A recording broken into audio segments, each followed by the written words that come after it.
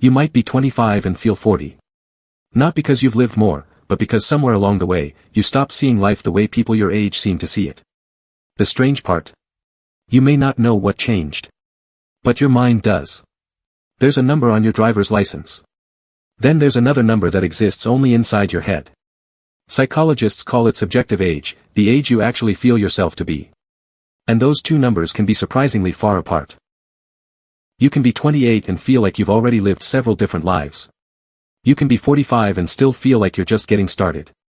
So what creates that gap? Because when people say, I feel older than my age, they usually aren't talking about their body. They're talking about their relationship with life. What excites them? What no longer impresses them? How they think about time. And, most importantly, what they believe their time is worth. That last part changes everything. If this already sounds strangely familiar, take a second to like the video, subscribe, and tell me in the comments where you're watching from. Because the next part may explain something about yourself you've never put into words. When you're young, time feels almost infinite. A summer feels enormous. A year feels like a lifetime. The future is somewhere far away, so distant that wasting a few months doesn't feel like a real cost. Then something changes. You realize time isn't just something that passes. It's something you spend. And once your brain starts seeing time as a limited resource, your priorities begin to change. You don't just ask. Is this fun? You start asking. Is this worth my time? That sounds like a simple question. It isn't. Because once you start evaluating life through that lens, things that once felt exciting can suddenly feel strangely empty.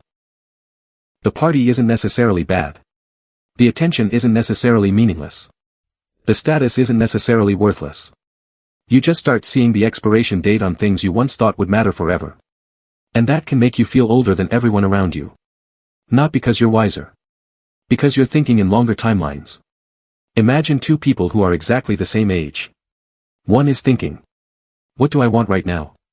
The other is thinking, if I keep living like this for 5 years, where does it take me?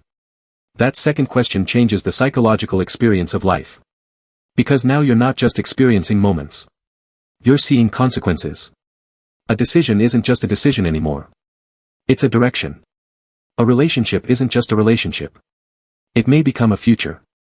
A job isn't just a paycheck. It may become 5 years of your life. And once you start seeing choices that way, impulsiveness becomes harder to enjoy.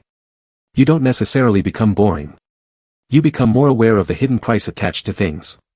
That's one of the quiet ways people begin to feel older. They stop seeing isolated moments and start seeing patterns.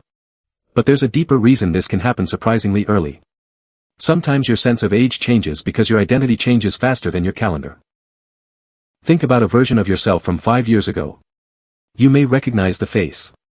You may remember the friends, the goals, even the things you were obsessed with. But emotionally, that person may feel almost like a stranger. Because your standards changed. Your values changed. Your definition of success changed. Maybe you once wanted to be admired. Now you want peace. Maybe you once wanted a huge social circle. Now you care about a few meaningful relationships. Maybe you once wanted everyone to notice you. Now you barely care who notices. Your age only moved forward 5 years. But psychologically, you may have gone through several different versions of yourself. That's a different kind of aging. Not physical aging. Identity aging. And when the distance between who you were and who you are becomes large enough, your actual age can start feeling almost irrelevant. But here's where people get this completely wrong. They assume, if I feel older, I must be more mature. Not necessarily. Sometimes what looks like maturity is actually adaptation. Maybe you became the person everyone depended on. You handled problems. You thought ahead. You stayed calm. You became responsible before you were ready to. Eventually, being responsible stopped being something you did. It became something you believed you were. And that's when maturity can turn into a trap. Because now relaxing feels irresponsible. Making mistakes feels embarrassing. Not having the answer feels uncomfortable. Doing something completely pointless feels like wasting your life. You aren't simply carrying responsibility anymore. You're protecting an identity built around being the responsible one. And that's not always maturity. Sometimes it's armor. There's another clue hiding in what you find impressive. At some point, many people become harder to impress. Not necessarily because they've become cynical. They just start seeing through certain rewards. Attention. Status. Popularity. Approval. The perfect image. The thing everyone else is chasing can still look attractive from the outside, but internally, it stops carrying the same emotional weight. You start asking a different question. Not, will people think this is impressive? But, would I still want this if nobody knew? That's a much deeper question. Because it separates social value from personal value. And once you make that separation, your life can start looking very different. You may become less interested in performing success and more interested in experiencing meaning. From the outside, that can look like you've suddenly become older. But psychologically, something else happened. Your definition of reward changed. Of course, there's a darker version of this. Sometimes people feel older simply because they're exhausted. Stress can change your subjective age. The same person who feels young, curious, and energetic during one period of life can feel dramatically older during another. Same birthday. Different psychological load.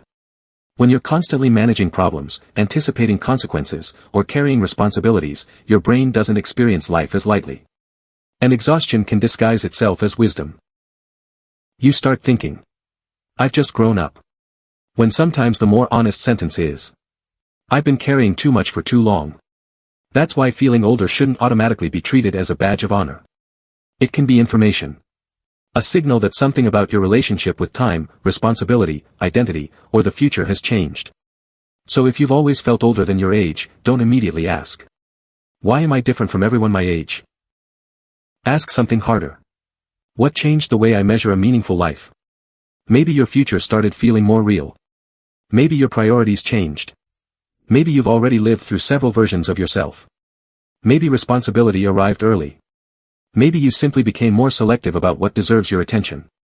Or maybe you've been carrying something for so long that you've mistaken the weight for wisdom. That distinction matters. Because being serious isn't the same as being deep. Being tired isn't the same as being mature. And being independent isn't automatically the same as being emotionally strong. Real maturity is quieter. It's being able to understand consequences without becoming afraid of living. It's planning for the future without sacrificing the present. It's being able to change your mind without feeling like you've betrayed yourself. And perhaps most importantly, it's being able to grow without becoming rigid. So maybe the goal isn't to feel younger. And it isn't to feel older. Maybe the goal is to stop using age as a personality. You can have the perspective of someone older without losing your curiosity. You can understand that time is limited without obsessing over every minute. You can become wiser without becoming harder. And you can look at your younger self without feeling like that person was someone you needed to escape. Because they weren't. They were simply an earlier version of you. And maybe the clearest sign that you've actually matured isn't that you feel older than everyone else. Maybe it's that you no longer need to. You don't need to look serious to prove you've learned something. You don't need to act older to prove you've grown. You can simply become more yourself. Because growing up was never supposed to mean becoming old inside. It was supposed to mean becoming conscious enough to decide. What do I carry forward? And what do I finally leave behind? So if you've ever felt like the number attached to your age doesn't match the person you are inside, tell me in the comments. How old do you actually feel? Because there's another psychological question hiding behind that one. Why do some people reach a certain point in life and suddenly realize they don't recognize the person they've become? And that answer has far less to do with age.